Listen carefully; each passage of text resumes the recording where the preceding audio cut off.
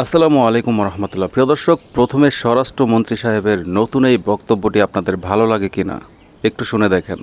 আমরা সামনে যে পাসপোর্টগুলো ইস্যু করা হবে সেই পাসপোর্টে আমরা আগের মতোই অ্যাকসেপ্ট ইসরায়েল শব্দটা যুক্ত করব।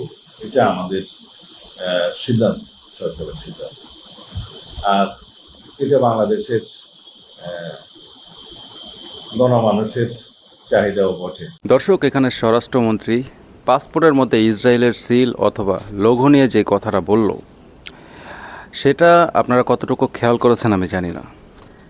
এখানে কিন্তু স্বরাষ্ট্রমন্ত্রী এই কথাটা বলেছে যে এই বিষয়টার পেছনে বাংলাদেশের জনগণের সমর্থন রয়েছে, অর্থাৎ বাংলাদেশের জনগণও চায় যে পাসপোর্টের মধ্যে, অর্থাৎ বাংলাদেশের পাসপোর্টের মধ্যে ইসরায়েলের লোগো অথবা সিল থাকুক। এই কথাটার সত্যতা কতটুকু আছে আপনারাই বলুন। রাজনৈতিক প্রেক্ষাপটে অথবা দেশ পরিচালনার প্রেক্ষাপটে আপনারা দেশ চালান, আপনারাই ভালো জানেন কোথায় কোন ধরনের সমস্যা হতে পারে বা কোন সুবিধার জন্য আপনারা এটা করছেন, সেটা আপনাদের ব্যাপার। কিন্তু বাংলাদেশের জনগণের ব্যাপারে এই মিথ্যা কথাটা বলা কি খুব দরকার ছিল?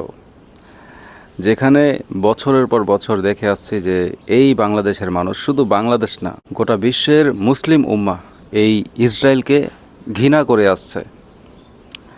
এখন সেটা কেন, কী কারণে, এটা সকলে জানেন। আর সেই জায়গা থেকে